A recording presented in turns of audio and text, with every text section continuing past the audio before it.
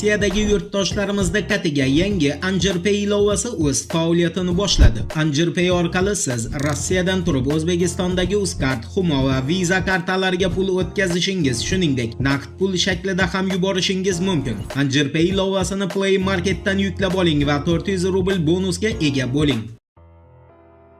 Assalomu alaykum qadrdon muxlis. Siz bilan siz bilgan va kutgan kanal Turfa olam. Wall Street Journal agentligining axborotiga ko'ra, Qo'shma Shtatlar prezidenti Donald Trump Eron bilan munosabatlarda davom etayotgan keskinlik bo'yicha qabul qilingan qaror haqida ma'lum qilgan. Trump o'zini Tinchlik kengashini birinchi yig'ilishida dunyo yaqin 10 kun ichida vaziyat qaysi yo'nalishda rivojlanishini bilib olishini aytgan. Bu Wall Street Journalga ko'ra Tehronga berilgan so'nggi muhlat va so'nggi imkoniyat hisoblanadi. Trumpning so'zlariga ko'ra, agar Tehron Amerika Qo'shma Shtatlari bilan yadroviy muzokaralarda kelishuvga rozi bo'lmasa, Eron jiddiy muammolarga duch keladi. So'nggi haftalar davomida Washington Erondan uranni boyitishni to'xtatishni, Eronning raketa dasturini cheklashni hamda Livandagi Hizbulloh kabi ittifoqchi qurolli guruhlarni qo'llab-quvvatlashni to'xtatishni talab qilmoqda. Tehron hukumati esa yadroviy dasturni cheklashga tayyorligini bildirgan, ammo qattiq iqtisodiy sanksiyalarni bekor qilishni talab etmoqda. Shu bilan birga Eron o'z raketa dasturini cheklashdan bosh tortmoqda. Davom etayotgan muzokaralar haqida gapirgan Trump ular yaxshi o'tayotganini ta'kidladi. U yana bir bor Eronda yadroviy qurol bo'lishi mumkin emas. Agar yadroviy qurol Tehronda paydo bo'lsa, Yaqin Sharqda tinchlik yo'qolishini ta'kidlagan. Shu bilan birga Trump ijobiy kelishuvga erishish oson emasligini ham tan olgan. Donald Trump aytgan jiddiy muammolar nimani anglatishi Yaqin Sharqdagi vaziyatdan sezila boshlagan. Washington mintaqaga samolyot tashuvchi kemalar va qiruvchi samolyotlarni joylashtirdi. Sputnik tasvirlari ham Amerika Qo'shma Shtatlari bazalarida tayyorgarlik ishlari ketayotganini ko'rsatmoqda. Shu orada Eron Ummon ko'rfazida harbiy dengiz mashqlarini o'tkazmoqda. Unda 19 fevral kuni Rossiya korveti ham ishtirok etgani ayni paytda Washingtonni xavotirga solmoqda. Amerika Qo'shma Shtatlari ishtirokini kuchayishi fonida Kreml misli ko'rilmagan kelishuv haqida ogohlantirib, barcha tomonlarni vazminlikka chaqirgan. Vaziyatni jiddiyligini Varshavadan kelgan ogohlantirish ham tasdiqlaydi.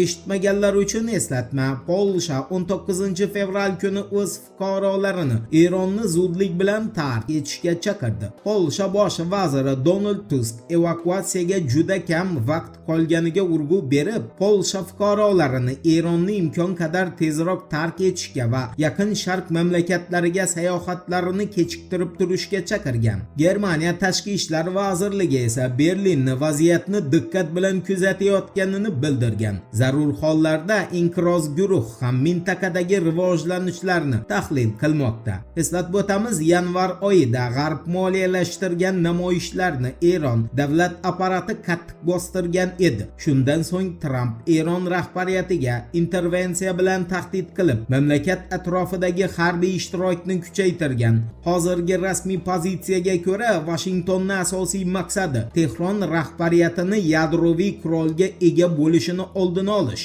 Ammo shuni unutmaslik kerakki, Qo'shma Shtatlar Kongressining fikri Trumpning qarashlaridan tubdan farq qiladi. Amerikalik senatorlar Eronda davlat to'ntarishi uyushtirib, hokimiyat tepasiga pahlaviylardan ekani aytilayotgan va 1979-yildan buyon Eronga qadam qo'ymagan Rizo Pahlaviyni ko'tarishni orzu qilmoqda.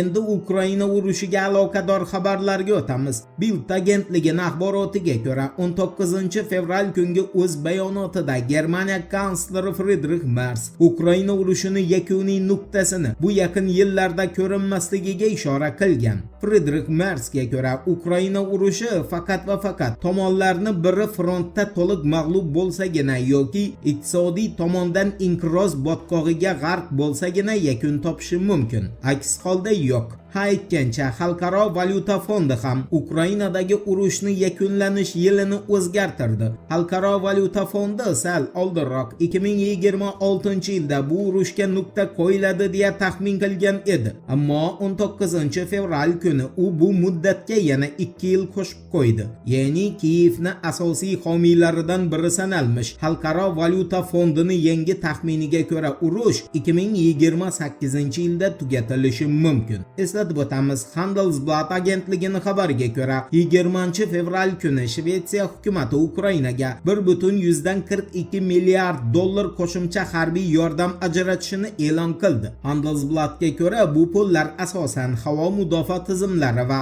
raketalar sotib olish uchun sarflanishi ko'zda tutilgan. Voqealar rivojini birgalikda kuzatamiz. Turfa-olam bilan qoling. Siz kutgan kerakli ma'lumotlar hali oldinda.